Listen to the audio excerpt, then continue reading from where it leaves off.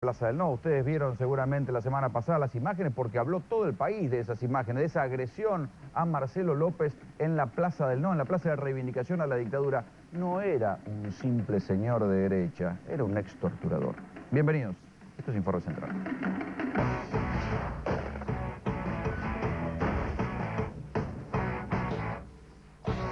Lo que hace el INDEC para nosotros no refleja la realidad. La realidad es otra.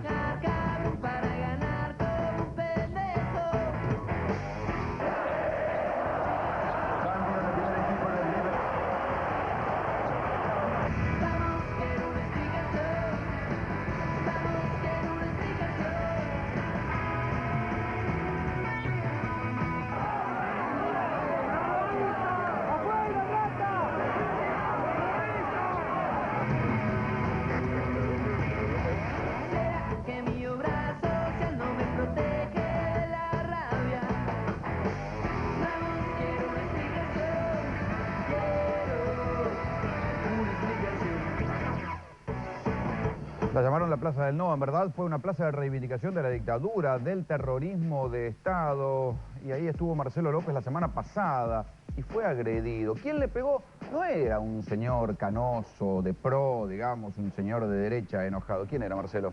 Era un hombre que en pocos días más seguramente el Ministerio Público de Azul, la justicia de la ciudad de Mar del Plata, va a iniciarle causas varias por delitos de lesa humanidad. Pero te lo voy a presentar. Si te parece bien, es este señor que está allí de traje de saco espigado, dialogando conmigo de la forma que Lo procesan por entienda. torturas. Exactamente. Hace 10 días el tribunal que analiza la memoria argentina en Olavarría consideró que este hombre era jefe de inteligencia del grupo de tareas allí, que actuaba directamente en un centro clandestino llamado Monte Peloni en Olavarría, que se retiró como capitán. Ahora hay un hecho extraño, Rolando, no se retiró porque se iba a dedicar a la actividad privada, se retiró porque lo retiraron, porque lo accionaron de la fuerza, considerando que este señor era, entre otras cosas, vago, que no cumplía acabadamente con sus tareas, aunque claro, entre 1976 y 78 y un poquitito antes del 76 también, hacía algunas tareas bastante violentas. Fuimos a Olavarría a conocer las andanzas de este ex torturador.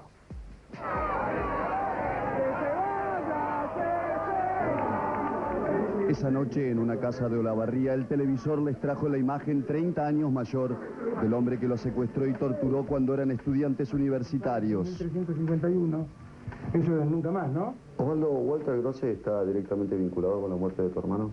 Yo creo que sí, porque mi hermano lo secuestran conmigo el 16 de septiembre de 1977. Nos llevan a Las Flores, luego a Monte Peloni, con todo el grupo de tarea que comandaba Grosse como jefe de inteligencia del ejército. Y él el 24 de septiembre aparece con una patota en casa a hacer un allanamiento, todo muy de patota la actitud, hacer otro allanamiento en mi casa, es decir, que estaba el mismo grupo, la misma patota, el mismo grupo de tarea que estaba actuando. El hombre de saco espigado es el capitán retirado Jorge Walter Grosse, que el atardecer del 24 de mayo agredió al equipo de Informe Central. En septiembre del 77 era el jefe del grupo de tareas del área 124. En una época estuvieron blanqueados los procedimientos en Olavarría y luego comienzan a pasar totalmente a la clandestinidad. Exactamente, eso es a medida que la patota se va conformando y se fue formando esa gente. Y nosotros lo que creemos fundamentalmente es que este señor ha tenido mucha influencia en esa formación. Y en esta metodología de Y trabajo. en esa metodología que ha quedado demostrado ahora en estos días que la siguen usando y que de ninguna manera han cambiado su accionar. El grupo de tareas dirigido por Grosse tenía un centro clandestino de detención y era en este lugar, Monte Peloni. Aquí había ¿cuánto, Juan? ¿20, 30 detenidos? No, un poco menos. Fue variando porque había gente que traían y sacaban, pero alrededor tuvimos 15 personas más o menos. 15 personas, Sí. que fueron traídas directamente por Grosse. Uno de los responsables era Grosse, sí, yo no tengo ninguna duda que Walter Grosse era uno de nuestros torturadores.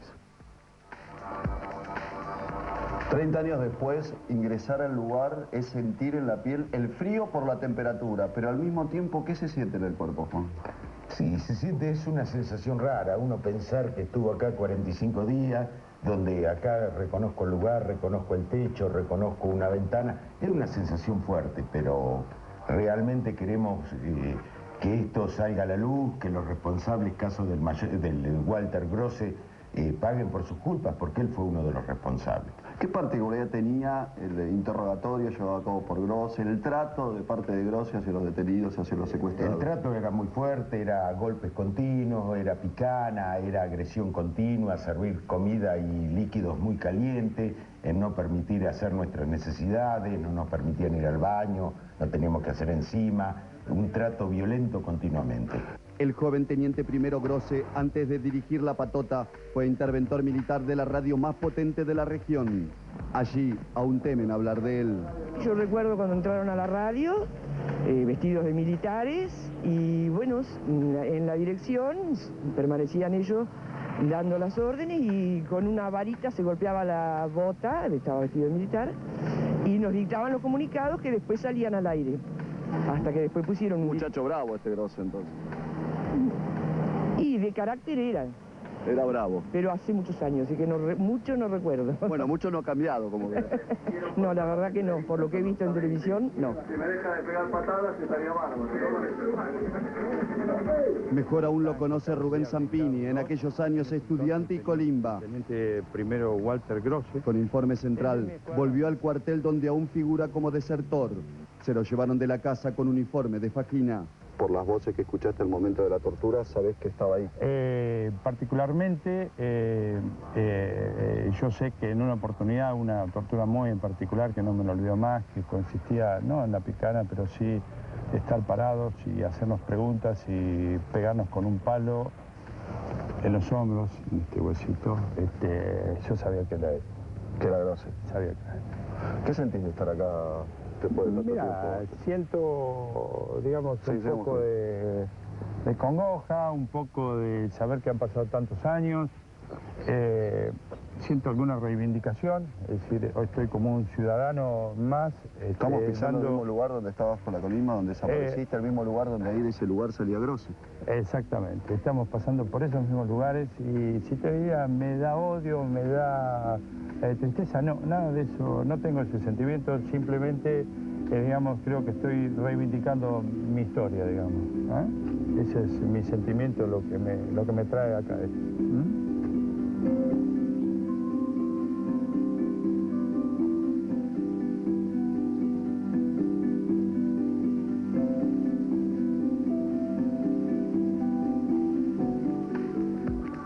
Hacía ostentación de su salvajismo a cada rato. Había habido un operativo de secuestro en Trenquelauquen y trajeron al cuartel a una persona ya grande, golpeada bárbaramente, sucia y maloliente porque se había hecho sus necesidades encima. Grosse lo agarró de los cabellos y lo sacudió repetidas veces contra el suelo hasta hacerle saltar los ojos. Lo que acabo de leer es el testimonio que un electricista que trabajó en ese regimiento contó sobre el capitán Walter Grosse en el juicio a la verdad. Son los juicios que se hacen para saber exactamente qué pasó con los desaparecidos.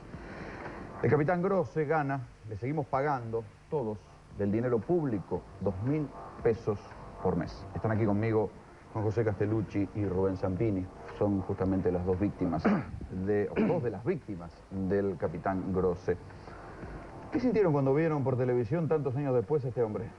Y se sucedieron una serie de hechos, digamos, yo he estado hablando hace poco en el juicio de la verdad ante la Cámara Federal de Mar del Plata, y en una parte he estado hablando con policías federales, con jueces, y decía que nosotros hemos tomado diferentes caminos, lo que hemos sido en algún momento militantes populares, pero que en algún momento somos solidarios en este tipo de cosas, nos juntamos para manifestar lo que nosotros consideramos que es nuestra verdad.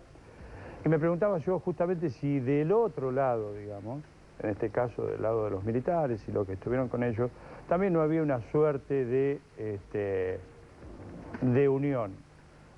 Me manifestaban así que no era tanto, que estaban un poco sueltos, que, en fin, se defendían de sus causas en el expediente.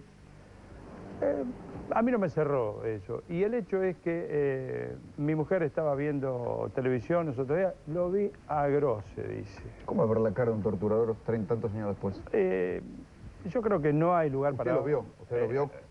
Yo, ¿Usted lo alcanzó a ver yo lo directamente? he visto y, digamos, yo era soldado. Tengo la ventaja, digamos, sobre el resto de mis compañeros, todos civiles, que en el momento de la detención, la tortura, desaparición, yo era un soldado de ese regimiento, donde este señor era el jefe de inteligencia. Nunca se le hace a los militantes de los 70, pero bueno.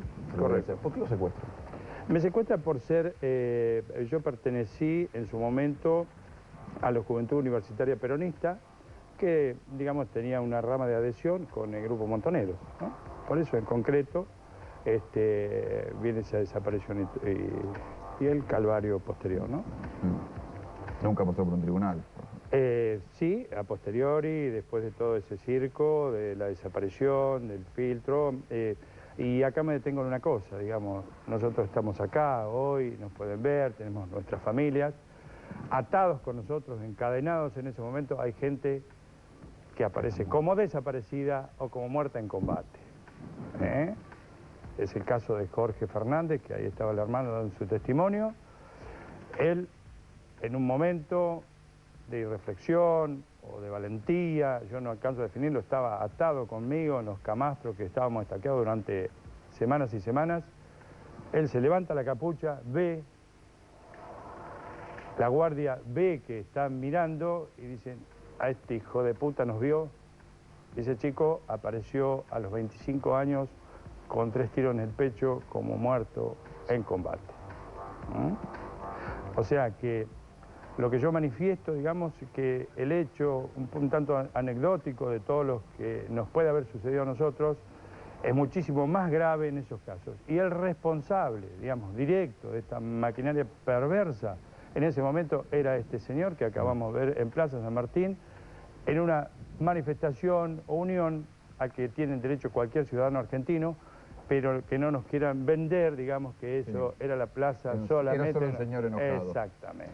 Castellucci, ¿era el jefe de la patota este hombre? Sí, era el jefe de la patota y yo recuerdo muy fuertemente que fue el que les decía a familiares y amigos y conocidos que preguntaban por mí que no lo siguieran haciendo porque iban a correr la misma suerte, y también comentaba que él cada vez que torturaba era un agradecimiento de Dios que sentía. Ah, menos mal. Sí, sí, sí. Tenía una especie de estilo nazi, ¿no? Sí, sí, era conocido como un nazi. Eso de ir y golpearse la... Sí, sí, de golpear las botas, de La bota, golpearnos la a fusta. nosotros con la fusta también. El día que nos llevan que nos hacen firmar una declaración con la capucha, él nos pegaba con la fusta, era él. No tengo ninguna duda. ¿Qué le pasó a usted cuando lo vio tantos años después?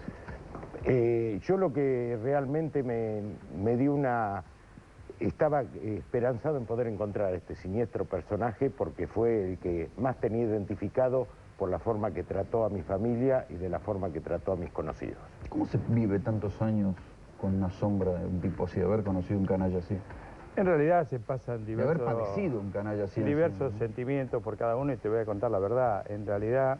No digo hablando de la tortura como una herramienta del terrorismo de Estado, sino el torturador, ahí sabiendo que en algún lugar de la Argentina estaba este tipo. Exactamente. Uno tiende a por ahí a imaginarse cosas como encontrarse con esa persona.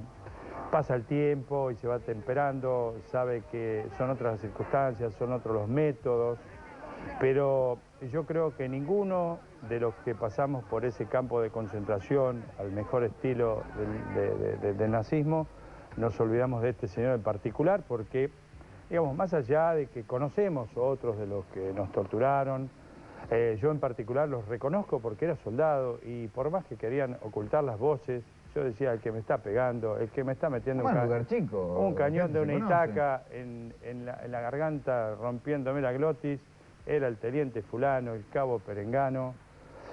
Y este señor en particular tenía esa costumbre de andar con esas botas que le vio la señora y se delataba solo.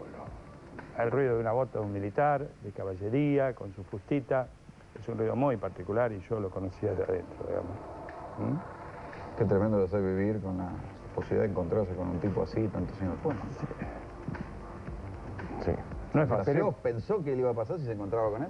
No, no, ¿Qué iba a realmente... hacer? ¿Le iba a pegar un botellazo? ¿Qué sé yo? No, creo que eso no. Yo lo que quiero es llevarlo a este señor que vaya a la justicia. Yo realmente era uno de los que más tenía identificado, los que más había...